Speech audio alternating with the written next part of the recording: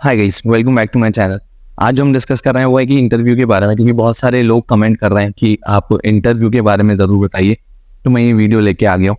तो ये जो वीडियो है मैंने इसको 3 पार्ट में डिवाइड कर दिया है। पहला पार्ट कि क्या आपको पढ़ना चाहिए, मतलब जैसे आरआरबीज के बारे में, जैसे आरबीआई के बारे में क्या आपको पढ़ना है, वो सारे क्वेश्चन मैं आपको बता दूंगा कि आपको क्या क्या पढ़ना है। मोस्ट इंपॉर्टेंट बता सकता हूँ, मैं पूरे तो नहीं कवर कर सकता, लेकिन अगर आप इनमें ही ध्यान दे देंगे तो आपको बाकी चीज कवर करने की जरूरत नहीं पड़ेगी, लेकिन ये आपको कवर करके जरूर जाना रहेगा। ये पहला पार्ट रहेगा मेरा, ठीक है। जो सेकंड पार्ट रहेगा मेरा, वो सेकंड पार्ट ये रहेगा कि पढ़ने के अलावा जो अलग से क्वेश्चन आपको करने हैं, जैसे आपकी स्ट्रेंथ वीकनेस हुई, आपकी हॉबी हुई, ये मैं क्वेश्चन बताऊंगा। और इसके जो आंसर्स है मैं कमेंट सेक्शन में आप जो भी क्वेश्चन टाइप करोगे मैं उस क्वेश्चन का आंसर दे दूंगा। और हाँ, जो थर्ड रहेगा अपना कि इंटरव्यू में कैसे बिहेव करना है, मेरा एक्सपीरियंस, और जो भी 2 पार्ट के अलावा जो भी बातें हैं अपन उसमें डिस्कस करेंगे। और एक और इम्पोर्टेंट बात, जो पहले पार्ट में जो क्वेश्चंस मैं आपको 18 या 20 क्वेश्चंस बताऊंगा,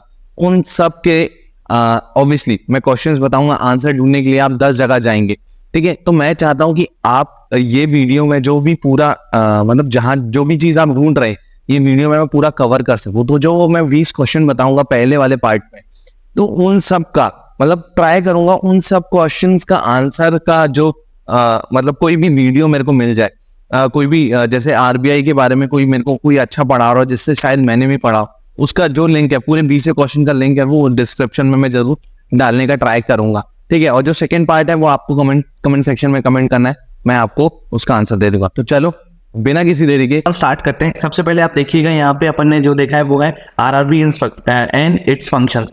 तो इसमें क्या पढ़ना है, सबसे पहले भाई कमेटी, कौन से कमेटी से आया था। सेकंड, आपको इसमें क्या पढ़ना है, इसकी हिस्ट्री आपको पूरी पढ़नी है, ठीक है।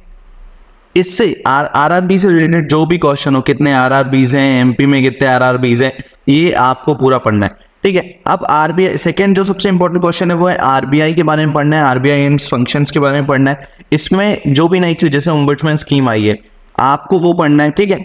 थर्ड, नाबार्ड के बारे में आपको पूरा पढ़ लेना है।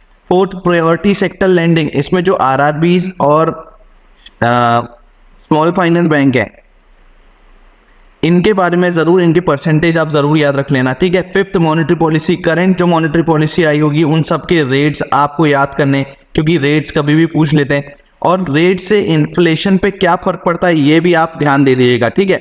फिफ्थ, आपको लीड बैंक स्कीम याद रख लेना है, लीड बैंक स्कीम क्या होती है और आपके यहाँ लीड बैंक कौन सा है, ठीक है। सेवेंथ, आपको एनपीए के बारे में पूरा पढ़ना है, SMA 1, SMA 0, SMA 1, ये कब होता है, ये 30 डेज बाद होता है, ये 60 डेज बाद होता है, ये आपको पूरे याद करने पड़ेंगे।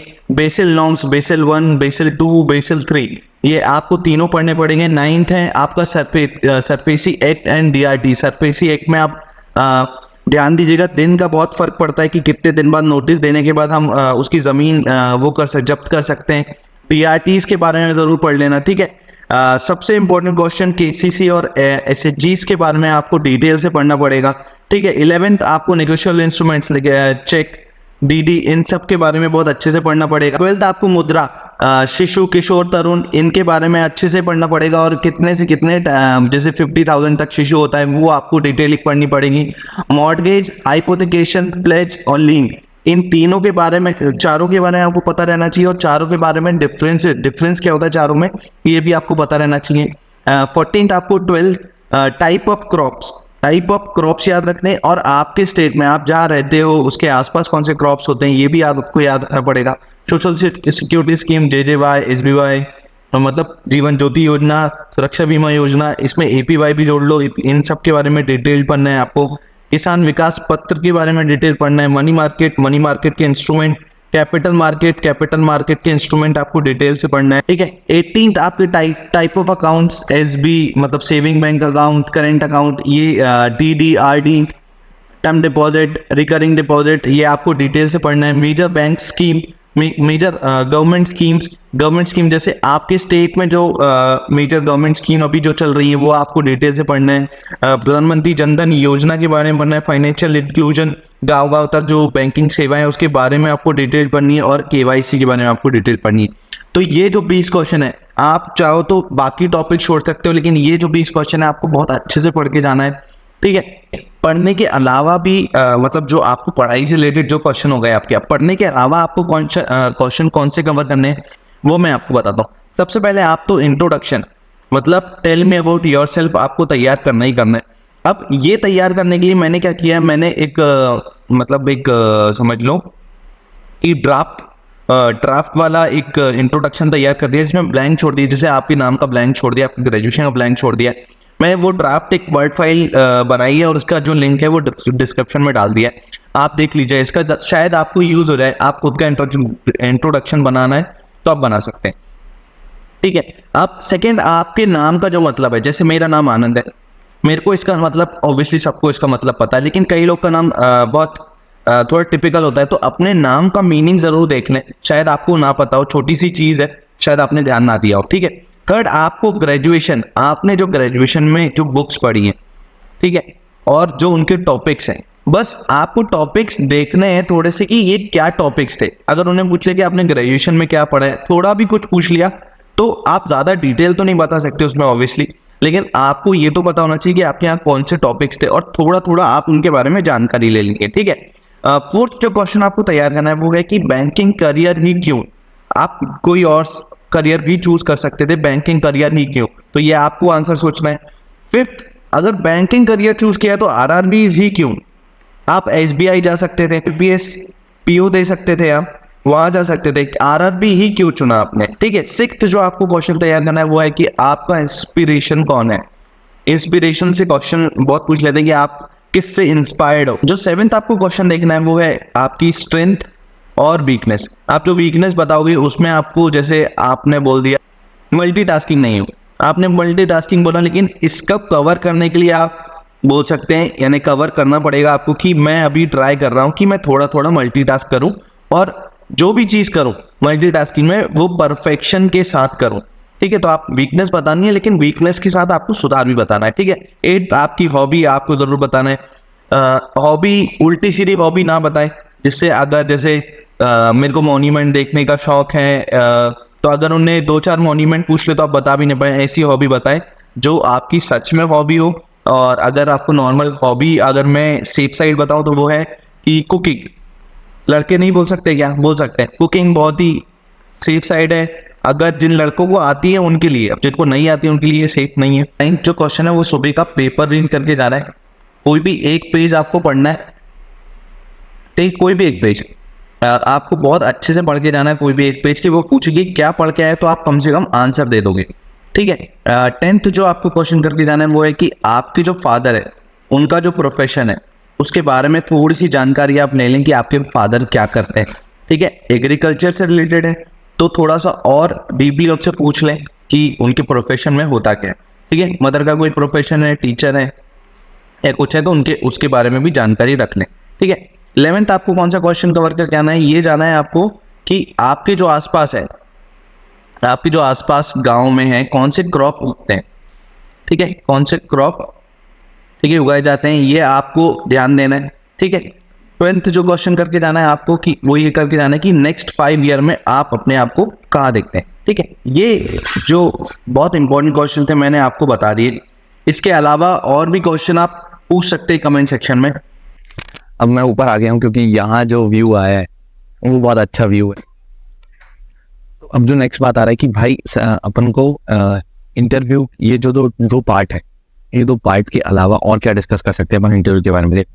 सबसे पहले स्टार्टिंग बताता हूँ, ड्रेसिंग का बता देता हूँ मैं आपको। ड्रेसिंग बहुत कॉमन रखना, कोई अलग ट्राई करने की जरूरत नहीं है कि अरे यार वाइट ब्लैक तो सब पहनते हैं, मैं कुछ अलग ट्राई कर देता हूँ, मत ट्राई करो। क्यों उसमें दिमाग खराब कर रहे हो उसमें, उससे अच्छा थोड़ा सा कुछ पढ़ लेना। से अच्छा नॉर्मल वाइट ब्लैक में जाओ, black pant, white shirt, black belt, black shoes, black socks, और जो वॉच है वो भी ब्लैक ही पहनना, ठीक है। तो ऑलमोस्ट सब चीज ब्लैक ब्लैक रहेगा। तो आप अगर आप वहां जाके थोड़ा सा, मतलब लोगों को देख सेंस आता है अपन को कि हाँ चलो ये भी यही पहन के आया है, होता है साइकोलॉजिकली अपन वैसा सोचते हैं। तो अगर आप कुछ अलग करने जाओगे तो शायद आप वहां जाके अंडर कॉन्फिडेंट हो जाओ कि मैं ही अलग पहन के आया। बाकी ब्लेजर सब अपना अपना चॉइस है, जो शर्ट के ऊपर जो पहनना है आपको, टाई आपको लगानी है नहीं लगानी है ये आपका चॉइस है, ठीक है। कई लोग लगा के आते हैं, कई लोग नहीं लगा के आते, ठीक है। अब सेकंड जो मैं बात करूं कि जैसे आपने ड्रेसअप किया, आपने सब पढ़ लिया, आपने ड्रेसअप अच्छे से कर लिया, ठीक है। आप एंटर करने जा रहे हैं, एंटर करने का सिंपल सा तरीका है, थोड़ा सा आपको दरवाजा बंद रहेगा, आपको जैसे ही आप खड़े रहेंगे, जो पहला कैंडिडेट है उस पर चलता रहेगा, जब वो बाहर आएगा तो आप 5 मिनट का आपको गैप दिया जाएगा, आप बाहर खड़े, उस टाइम आपको बस ये सोचना है कि आप RRB PO हैं, ठीक है। और जब आप गेट को हल्का सा खोल के देगा तो आपको वहां से आवाज लगानी है, मे आई कम इन, ठीक है। गेट हल्का सा खोलना है और गेट को हाथ से ही बंद कर देना, मुड़ के नहीं बंद करना है, ठीक है। सीधा आपको जाना है और खड़े होना है चेयर के बाजू में, ठीक है। हाथ ऐसे रहेंगे, ठीक है। चेयर के बाजू में खड़े रह के आपको सबसे पहले जो विश करना है वो फीमेल जो वहां पे बैठे रहेंगे ना उनको विश करना है, बाकी फिर एक साथ ही मेल को विश कर देना, ठीक है। अगर जब तक वो बैठने ना बोले तब तक बैठना नहीं, आपको खड़े ही रहना है, ठीक है। जब आप वो बैठने बोले तो आप बैठ जाइएगा उसमें। अब जो भी क्वेश्चन हो रहा हो, ठीक है, आप कई लोग बोलते हैं कि आपको स्टिल बैठा रहना पड़ता है, हाँ स्टिल बैठिए, लेकिन कुछ कुछ जवाब में आपको हाथ हिलाना भी जरूरी है, क्योंकि हाथ हिलाना एक नॉर्मल बात करते टाइम होता है, अगर अब आप वो करना बंद कर देंगे तो आप में वो दिखेगा कि आप बिना हाथ हिलाए बात कर रहे हैं, तो आप थोड़ा सा हाथ तो मतलब कर ही सकते हैं, ठीक है।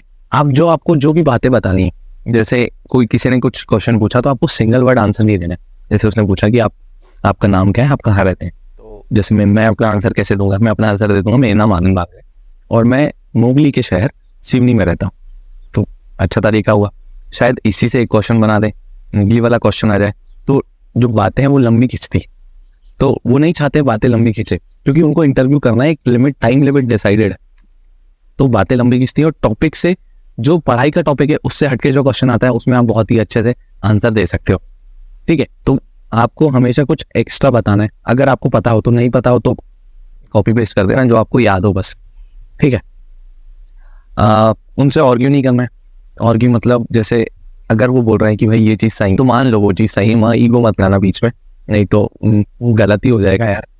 और वैसे करते नहीं है वो लोग ऐसी चीज़ें, लेकिन कई बच्चे होते हैं जो आर्ग्यू करने में चले जाते हैं, तो आर्ग्यू नहीं करना, ठीक है। अपना जो आंसर है वो रखना, अगर वो गलत बोले तो हाँ सर बोल के बात खत्म कर देना, ठीक है। अब जो कई क्वेश्चन के आंसर हैं जो आपको भी नहीं आएंगे, ऐसे बहुत रेयर ही बच्चे हैं जिनको सारे आंसर ही आते होंगे, मैंने भी 10 में से 5 ही आंसर दिए होंगे, तो जो आंसर नहीं आते उनमें सिंपल सा सॉरी सर बोल के खत्म कर देना है, ज़्यादा ये मत बोलना कि सर मेरे को इतना पता है, इतना पता है, इतना पता है, कि थोड़ा सा पता है, आधा ही बता दिया आपने, ये नहीं करना है आपको। देखो यार, इसके अलावा जो भी, अब मेरे को क्वेश्चन बहुत सारे याद नहीं आ रहे, और जो भी डाउट होगा कमेंट सेक्शन पड़ा है, कमेंट सेक्शन में पूछ लेना, मैं जवाब तो ऑलमोस्ट सबको ही दे देता हूँ, ठीक है, कोई भी नहीं छूटता है।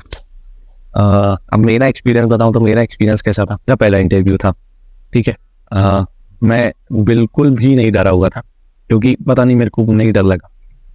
मेरे को अच्छे से याद है कि मैं बाहर खड़ा हुआ था और मेरे से पहले जिस लड़के का था वो गया था और वो बोल रहा था यार ये कुछ नहीं हो रहा, और मतलब वहाँ पे पैनल बढ़िया था, मतलब पैनल हमारा, लेकिन जिनका जो कॉमर्स सेक्शन, मतलब कॉमर्स जो साइड से थे, उनका थोड़ा सा मतलब अच्छा इंटरव्यू हो रहा था, क्योंकि शायद उन लोगों ने वो चीज़ पढ़ी हुई है, इसलिए अच्छे से हो रहा था।